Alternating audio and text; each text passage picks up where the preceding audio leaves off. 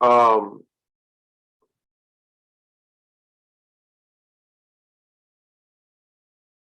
and the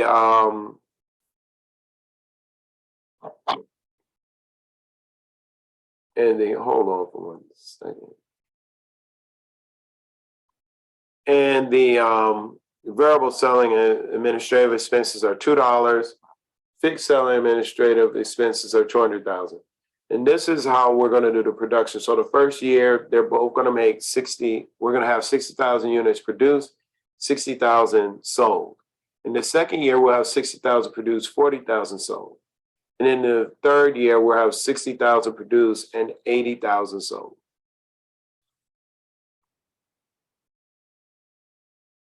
So let's go to the first year. Say Ice Age Company, they had sales of 60,000 units, $40 per unit. That's 2.4 million. Cost of goods sold. Now they're using absorption. So remember, absorption was $25 per for the cost. So 25 times 60,000 is 1.5 million. So they have a gross margin of 900,000. The selling and administrative expenses were 320,000. And so the net income is 580,000. So that's absorption costing.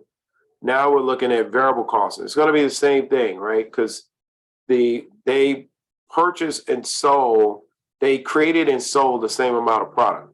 So 2.4 million is the top line. They have variable cost of $15 times the 60,000 units, 900,000. The variable selling and administrative is $2 per unit times 60,000, 120,000. So that's 1.02 million. Take the sales minus the variable expenses, you get 1.38 million. Subtract the fixed cost of 600,000 and the administrative cost of 200,000, and you get 580,000. So when the amount of product you produce is the amount of product you sell, variable and absorption costing both will have the same net income. Contribution margin, 2.4 million minus the variable cost of 1.02 is 3.8 million. That's the contribution margin. Is the excess sales over the total variable expenses. Contribution margin contributes to cover those fixed costs, right? And so the contribution margin is 57.5%. Variable expenses are 42.5%. And that's the contribution margin ratio. Contribution margin divided by sales. Now, analysis of absorption costing. When the units produce, this is still units produced equal to units sold. So let's do when the units produced exceed the units sold. That's what I want.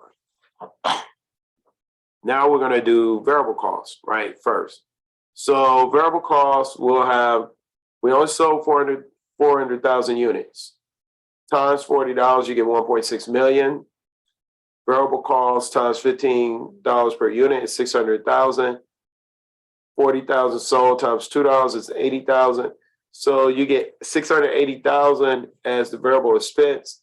Contribution margin is 920,000. That's the 1.6 million minus 680,000, 920,000. Subtract the fixed overhead, subtract the administrative, and you get 120,000 of net income. So that's for variable. Now on the fixed side, the same top line, 1.6 million. See, variable and fixed will always have the same top line. Cost of goods sold is times 25. What is happening here is under variable cost, we absorb the entire fixed cost. Under fixed, the only time is this $10 times only what we sold.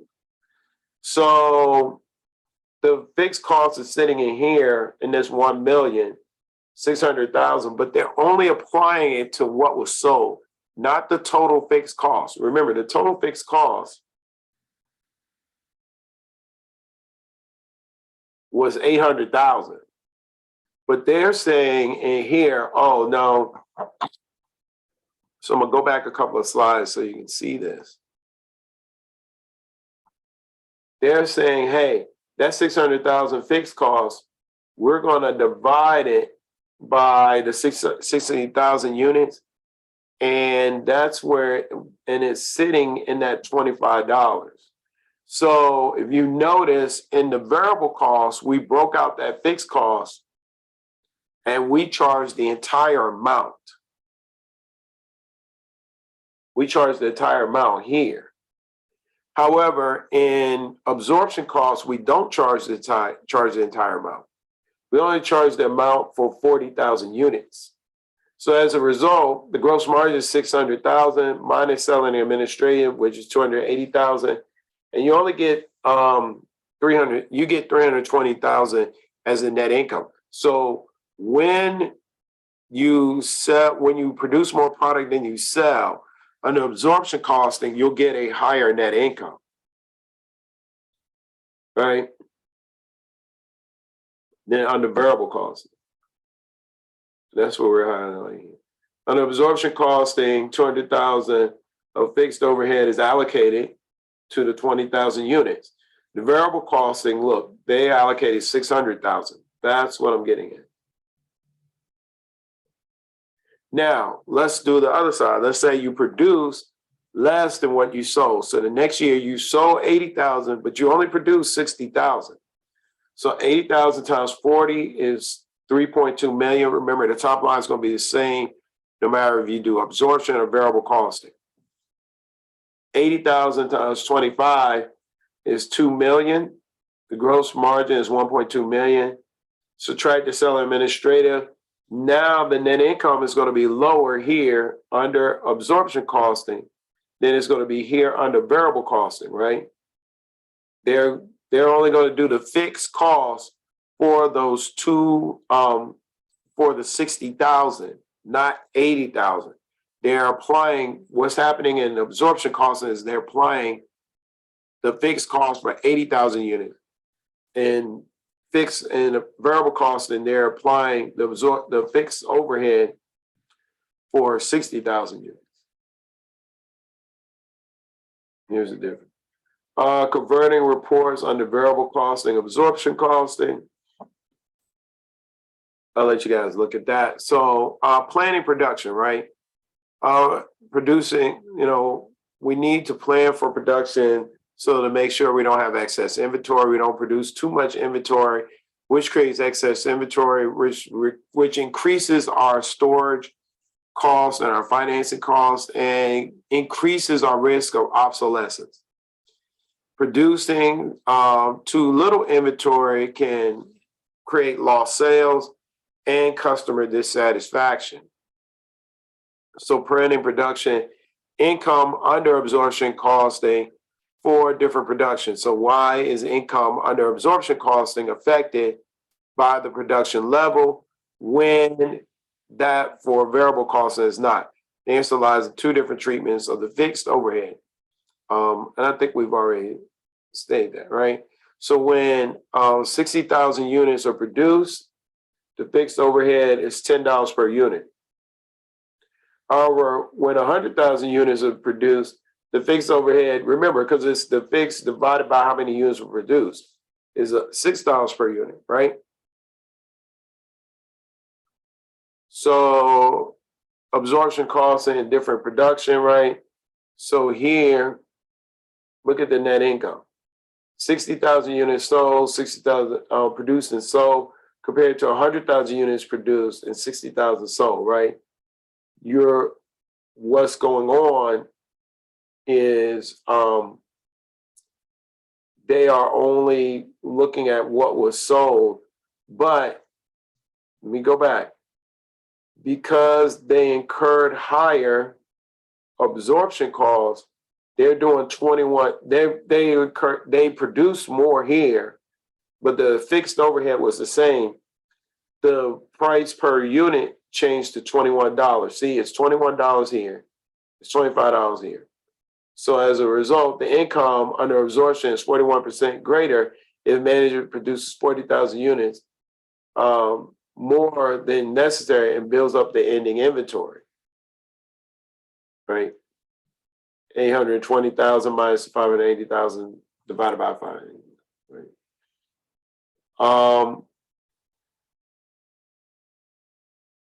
Well, so here, what they did, they sold, what do we have here? We have 60,000 units, so the different production levels. Oh, so on variable costs, it doesn't matter, right? So that's what they're trying to highlight. Here, variable costs, it doesn't matter whether you produce more units and then you sold, or however you do it. But in absorption cost, it does matter, because the more you produce, the lower your per unit cost is, because it's lowering that fixed variable cost. All right, over the long run, price must be high enough to cover all costs, including variable costs and fixed costs, and still provide an acceptable return for owners. For the short run, fixed production costs, such as costs to maintain plant capacity, do not change with changes in production level. With excess capacity, increases in the production level would increase variable production costs, but not fixed. And while managers try to maintain the long run price on existing orders, which covers all production costs, managers should accept special orders provided the special order price exceeds the variable cost, right? So this is a special order question. Should you accept or reject a special order? Let's say you have a special order. They want 1,000 units at $22 each. It's $22,000, right? So if you reject it, you don't have a sale. But if you accept it, you're going to incur these variable costs. So $15 and $2. Should the company accept the special order of 1,000 skates at the order of $22,000? Right now, yes. If you have an incremental income, yes, they should. This $10 cost needs to be taken out. And the reason being is that it's fixed. So it does not matter if they take this order or not, they're going to have to pay that. So that's why it's highlighted. So yes, they should accept this special order. Some limitation of reporting using variable costing. For income tax purposes, absorption costing is the only acceptable basis for filing IRS tax under the Tax Reform Act of 1986. Absorption costing is the only acceptable basis for external reporting under US GAAP and IFRS. Calculating break even. We can use the data in the following absorption margin format for the last company we did, Ice Age, to help us find the break even point. So you take the sales minus the variable cost, you get the contribution margin, right? Minus the fixed cost will give you net income.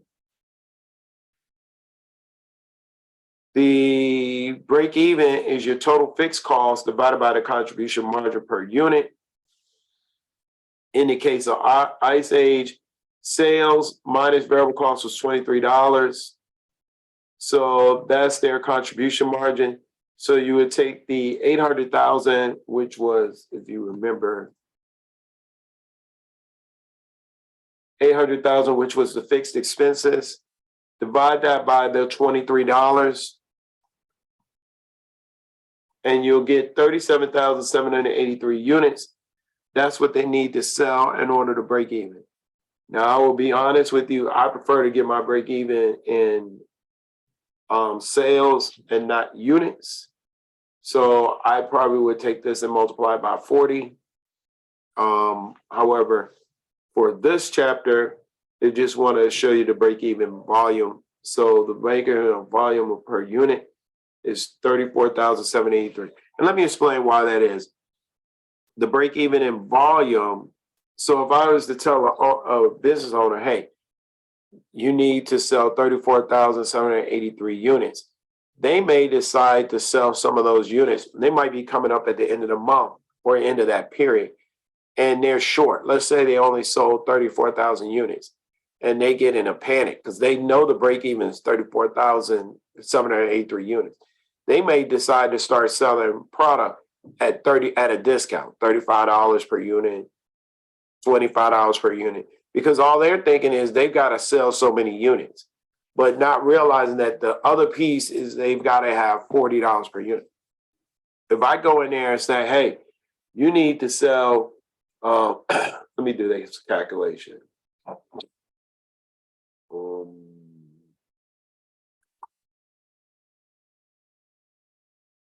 Well, if I came in and I said 340, you need to sell 1.2, 1.3 million units at $1.3 million of product, then they're concentrated on the dollar amount and not the unit amount. And I need them concentrated on the dollar amount. So, all right, that is the end for this chapter. I hope this helps, and I hope you have a great day.